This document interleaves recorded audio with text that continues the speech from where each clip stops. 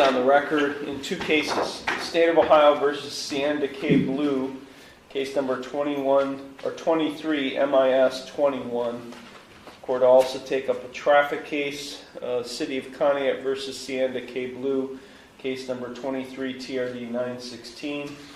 Mr. Blue is currently incarcerated in the Conneaut City Jail. He is appearing at this hearing by way of video, and this hearing is being recorded utilizing whereby.com. 23 MIS 21 is an extradition case, and as I said, the other case is a traffic case. I'm going to handle the extradition case first. Mr. Blue, you should have in front of you a complaint and a warrant.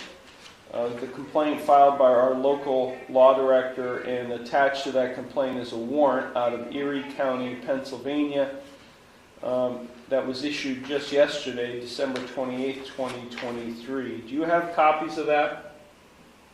Yes. Okay. Pursuant to Section 2963.09 of the Ohio Revised Code, it's my obligation to inform you of certain rights that you have.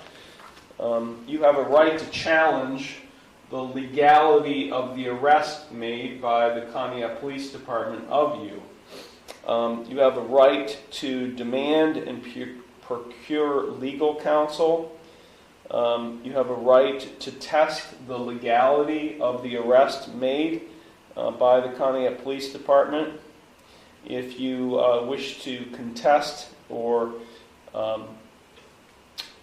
more or less challenge the Conneaut Police Department's arrest of you, then I will give you time to apply for a writ of habeas corpus. I'll set a reasonable time for you to do that. I'll set bond likely to hold you in our Conneaut jail until that time period is done, to allow you and your attorney to file a petition for writ of habeas corpus. You could also waive your right to extradition, waive your right to this filing of any petition for habeas corpus. And if you did waive your right, then you would be held until the Erie County authorities would come and pick you up, hopefully very soon, to deal with the legal issues you have pending in Erie County, Pennsylvania. So, Mr. Blue, I'll ask, do you wish to waive your right to extradition in this case? Yeah, no. No. You don't wish to waive your right to extradition? No. I mean, if I don't waive, they can come get me anytime, right? Ask that again. I didn't hear you. If I don't waive, if I say no, I don't want to waive them. If you say no, you don't want to waive. It means that you're saying that the Conneaut Police Department illegally arrested you, and then I will appoint an attorney to represent you, and then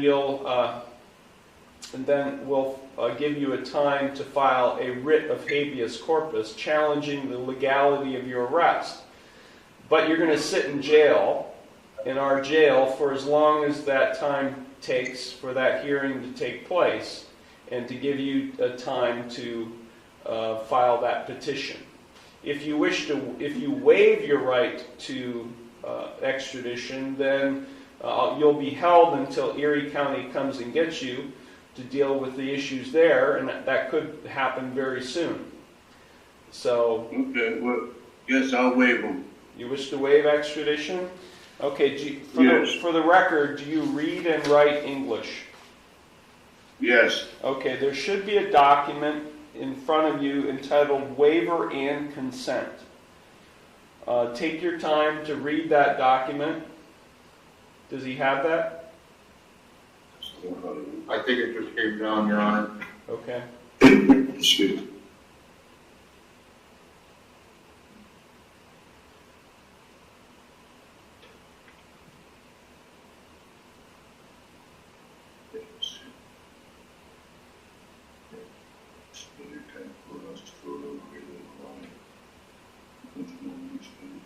Does he have it? Yes, I have it. Okay. Take your time and review it then.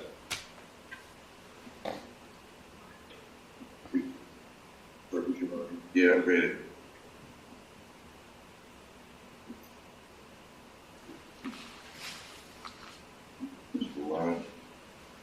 No, it's signed, Your Honor. Okay, thank you. The court, having been advised that the defendant has signed the waiver and consent, the written waiver and consent, and orally has indicated to the court that he wishes to waive extradition to the Commonwealth of Pennsylvania, the court, being satisfied that the defendant understood his legal rights, hereby grants his request that he be voluntarily released to the custody of the Commonwealth of Pennsylvania to answer the charges there. It is therefore ordered that the defendant be released to the Commonwealth of Pennsylvania, and in accordance with the terms of that court, the defendant will be held without bond until transfer to Erie County, Pennsylvania. Okay, we have one other matter, Mr. Blue, that we have to take up, and that involves the traffic case that was filed against you. Have you received a copy of the traffic citation that was issued? Yes. Okay, I'm going to read you your rights with respect to this traffic citation. You do have a right to be informed of and to understand the nature and the elements of the charges filed against you. You also have a right to know the potential penalties that could be imposed. In this citation issued yesterday, December 28th, you're charged with 2 counts. 1 count of speeding. It's alleged you were driving 55 mile per hour in a 35 mile per hour zone. That is a minor misdemeanor. It's punishable by a maximum $150 fine and court costs. It is not a jailable offense. The second charge is traffic control device or a red light violation. That is also a minor misdemeanor. It's punishable by a maximum $150 fine and court costs. So do you understand the maximum penalties with respect to both of these charges? Yes. Also, the officer checked the box on the ticket that indicated you did not provide proof of insurance on the vehicle that you were driving that day. If you are convicted of either or both of these charges and did not have insurance on the vehicle you were driving, you do face what we call a non-compliance suspension, license suspension with the Bureau of Motor Vehicles as a result of that. If you did have insurance on the vehicle, you must provide that to the court to avoid that suspension. So do you understand that? Yes, the vehicle was a dealership vehicle. I have insurance on my current vehicle, but not that one. As far as, the paperwork, it was not a dealer plate on it. Well, but I'm not gonna contest it. I'm not gonna contest it. Okay. Okay. Also, if you're convicted of a traffic-related offense, a record of conviction will be sent to the Bureau of Motor Vehicles. It will become part of your driving record, and points may be assessed against your license for any moving violations. Do you understand that? Yes. You have a right to remain silent and not to say anything during this hearing that might incriminate yourself. Any statement you make could be used against you.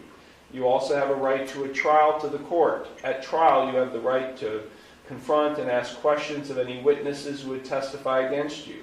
You also have a right to use the court process to secure the attendance of any witnesses who you would want to testify on your behalf. At trial, you have the right to be proven guilty beyond a reasonable doubt and a right not to testify. You do have a right to have an attorney represent you in this proceeding, although you are not entitled to court-appointed counsel because these are not jailable offenses. You also have a right to a continuance of this initial appearance hearing in order to retain the services of your own attorney or to consult with a lawyer. If you plead not guilty to either or both of these charges today, I will set this case for further proceedings after today, and I will set a bond. A bond is set by the court to ensure your appearance at all future proceedings, and today you have the right to a reasonable bond. If you are convicted of either or both of these charges, you have a right to appeal the conviction or sentence. That must be done within 30 days of the conviction. You have 3 plea options with respect to these charges. You can either plead guilty, not guilty, or no contest. If you plead guilty, that is a complete admission by you to the offense charge. If you plead guilty, the court will find you guilty, and then I will impose sentence. You can also plead not guilty. If you plead not guilty, that is a denial by you to the offense charge. And as I said earlier, if you plead not guilty, I will set your case for further proceedings after today, and I will set a bond. The third option is you can plead no contest. If you plead no contest, that is not an admission of your guilt, but it is an admission by you of the truth of the facts alleged in the complaint filed against you. If you plead no contest, this court will find you guilty, and I will sentence you without any evidence being presented against you. However, the plea of no contest cannot be used against you in any later civil or criminal proceedings. Mr. Blue, do you have any questions regarding the rights or plea options I've just explained to you? No. Okay. We'll start with the first charge of speeding, where it's alleged you were driving 55 in the 35 mile per hour zone. How do you plead to that charge? Guilty. With respect to the second charge of traffic control device or red light violation, how do you plead to that charge? Guilty. Okay, the court, the defendant has pled guilty to both charges. Do you understand by pleading guilty to both charges that you're waiving all of those trial rights I've explained, as well as your right to an attorney? Yes. Okay, the court finds the defendant's pleas of guilty to be knowing, voluntary, and intelligent. The court will accept the guilty pleas, and I will therefore find him guilty of both offenses. Mr. Blue, you've been found guilty of both of these traffic violations. Is there anything you would like to say at this time before I impose sentence? No, sir, I was wrong. I violated, so I got a bit of commitment. Okay. The traffic citation has you located at 747 East 8th Street in Erie, Pennsylvania. Is that where you live? Yes.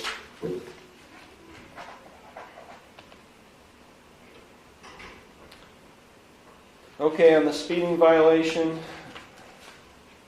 I'm imposing a $100 fine and costs. On the red light or traffic control violation, $75 fine and costs. Your total fines and costs can be roughly $330. How much time do you need to pay that, Mr. Blue? I don't know how long I'm going to be in jail. Okay. I'll give you until the end of January 2024 to pay all fines and costs. I'm also ordering that you provide proof of insurance on the vehicle that you were driving to the clerk's office. Okay. Do you have any questions, Mr. Blue? No. Okay, these matters are concluded. Thank you. Good luck to you, sir.